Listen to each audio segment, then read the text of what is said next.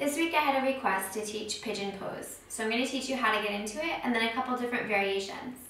Let's start in downward facing dog. Hands are shoulder distance apart, no tension in the neck. Push especially into the index fingers and the thumbs. Invite the heels to come down to the mat, engage the thighs. Spin the inner thighs up towards the sky, take a couple deep breaths. And when you're ready, lift the left leg as high as you can, spread the toes. And as you exhale, bring the shoulders over the wrists, and the left leg comes down. Keep the left foot flexed, toes slightly spread, just to protect the ankle. Turn around and make sure that your back foot is completely straight behind you. Sometimes it tends to splay out diagonally, and you don't want that. Bring the hands underneath the shoulders, puff the chest out slightly, drawing the shoulder blades toward each other. Imagine that the knees are magnetized, so almost as if you're trying to pull them towards each other without actually moving them. This lifts the pelvic floor. And then you want to just breathe length into the hip flexor.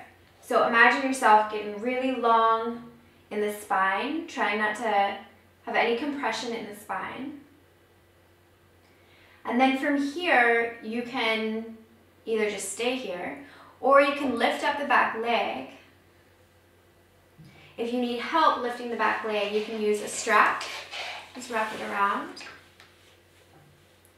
And invite the leg up, the foot up.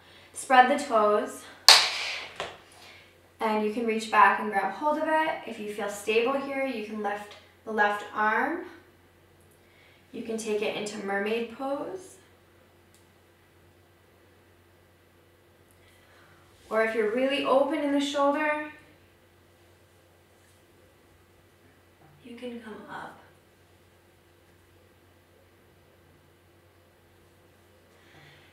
To take pigeon pose from the hip flexor into the left hip, you just walk the hands out however far you want to go.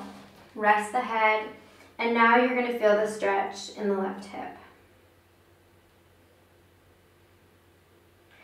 When you're ready to release the pose, bring the hands underneath the shoulders.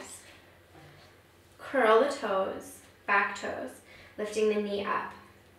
Push into the hands, engage the core, lift the front leg. Step back into plank and come into downward facing dog. Take it over to the other side by picking the right leg up as high as you can, spreading the toes. And then bring the wrists and shoulders in one line, setting the front leg down. Now, if you're having a hard time bringing your shoulders back and then sitting kind of upright, if you find yourself off to the side or something, you can take a block or even just a rolled up towel and place it underneath the sit bone. You don't want to put it like right up in there, but just underneath slightly. Keep the right foot engaged. And then this just helps to bring the pelvis in alignment. Remember that whatever you do on one side, you want to do on the other. So get really long with each inhale.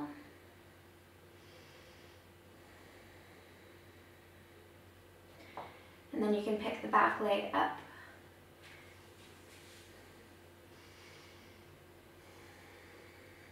Taking it into mermaid pose.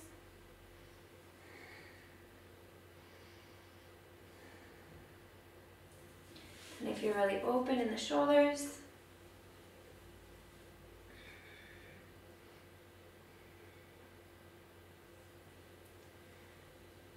and then take the stretch from the hip flexor over to the right hip and melt forward, and you should feel it right here.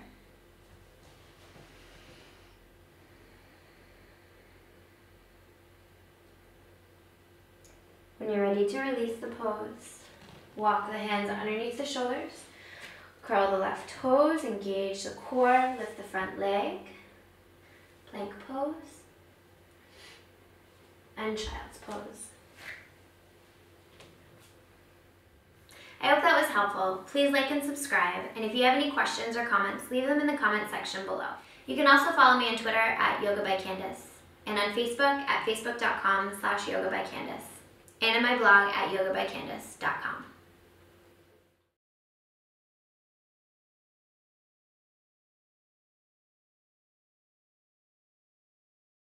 This is half pigeon.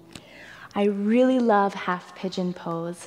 It's an big outer hip opener, a big glute opener, stretches your body in a way that no other pose really can. What's important to keep in mind, however, is that your front knee and your front ankle are vulnerable in this pose because you're putting weight directly on them. So the alignment is very important. When we're coming into this pose, we'll slide our stretching leg to the outside edge of the wrist and start to just wiggle the bottom foot forward. When your body says stop, that's where you stop. You don't want to grab that ankle and push it forward. That puts unnecessary tension on your front knee. So from there, you'll point your foot and let the top of the foot align with the shin bone. That keeps your knee in neutral, so no pressure is on the outer or inner edge of the foot. Then you'll flex the toes. That builds this little cradle around the knee. To get into the outer hip, you'll work your back foot back until you start to feel the stretch.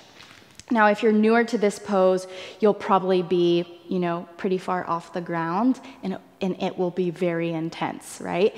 If that's you, find a block, a pillow, or whatever you need to settle it under the hip. It's actually better to have a little less intensity so that your body can open up. Yeah? And then once you settle in and you're feeling a stretch, but it's not too intense, then you can come down to the forearms or to a pillow or rest your head on a pillow and just relax into the stretch. Half pigeon.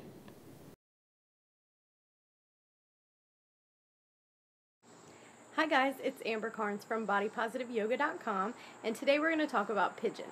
After my video Shavasana for Big Butts, I got a lot of questions about pigeon and how to modify it for those of us who are in larger bodies. So I made a video about that today with 3 options for you to try pigeon and see if you can adapt it a little bit easier to your body. So try these out and let me know how you do. Here we go. Okay, let's learn option 1 for pigeon. I'm going to do my right side first. So just come to hands and knees. Step your right hand forward about 6 inches. And then you're either going to lift the left kneecap and take a little hop with your knee forward, or you can just scoot that knee forward this way. Sometimes I can get my knee a little closer to my wrist and a little further forward if I lift the knee and just hop it up like that. And then I'm just going to set that left kneecap down.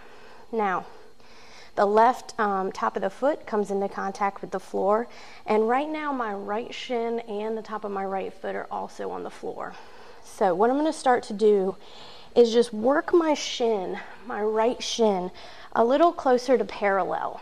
I don't want my foot kind of jammed up in my groin, but I also don't want it parallel to the front of the mat.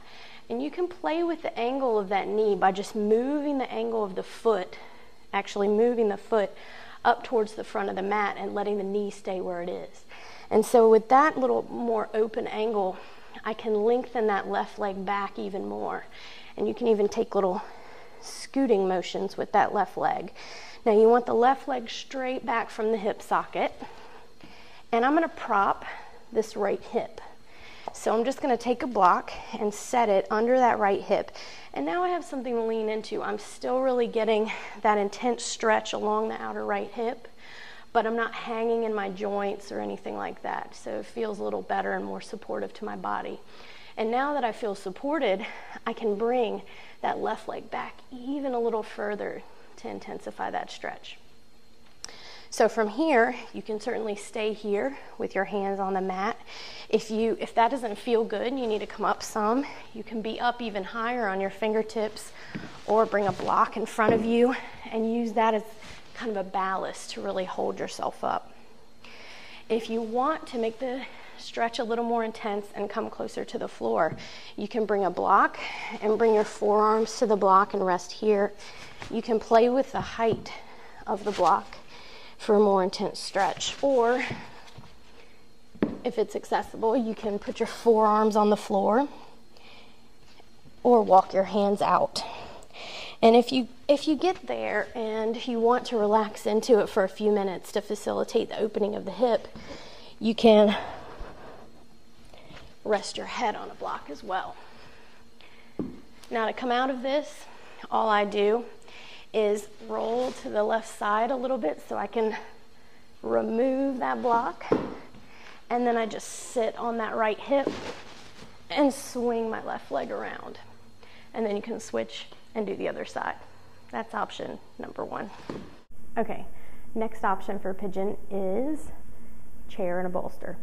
All you want to do is just take a sturdy chair and place it on your mat so it doesn't go anywhere, or place it up against a wall so it doesn't go flying when you hit it. And then place your bolster about 6 to 8 inches behind that. And all I'm going to do is come to my knees, reach forward, just brace yourself on the chair, and then bring that front leg over the bolster and assume the pigeon position here. And then all I'm going to do is just roll to one side and bring that other leg behind me and bring my hands to the chair. Now all my weight is on the bolster, and my weight of my pelvis is on the bolster instead of on my knee. You can see my knee's not actually even touching the mat. So if you have problems with your knee and the other one, this could work for you. So adjust to make sure that you're really centered over, your hips are centered over the mat and you're not leaning to one side or the other.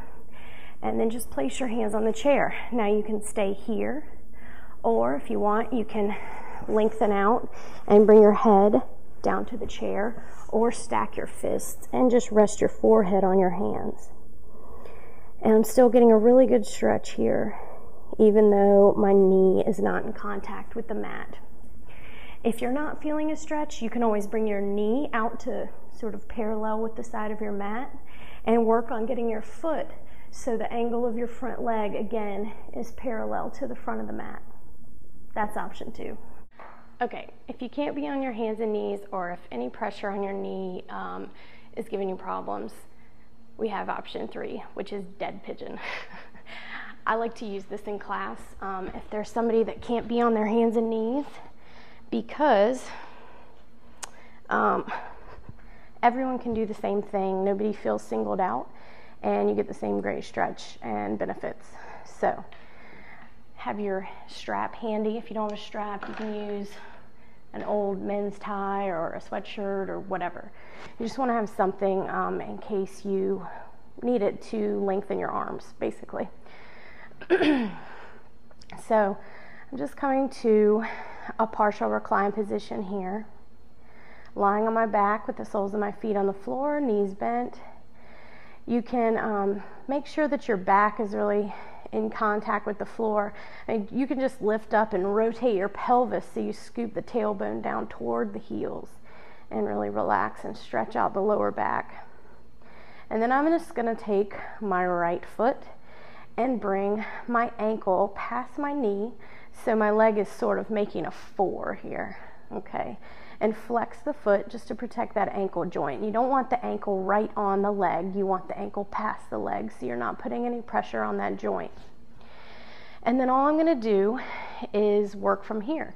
You can keep your foot on the floor and work at pressing that knee away from you, and that's going to bring stretch to that outer hip. You can come up on the toes of that foot and again press the knee away from you gently. See if that brings you any stretch. If you don't feel anything, it's time to pick up the foot. And here you can either reach through and grab the back of that leg. You can grab your pants, or this is where the strap comes in. Thread the strap behind that leg just to lengthen your hands and make it easier to reach. And then pull that left leg towards your chest as you isometrically press that knee away from you. And the closer you pull and the more gently yet firmly press that knee, you're going to get the opening in that outer hip, just like Pigeon if we were on hands and knees. And then just set it down, unwind the strap, bring the foot back down, and then you can do the other side.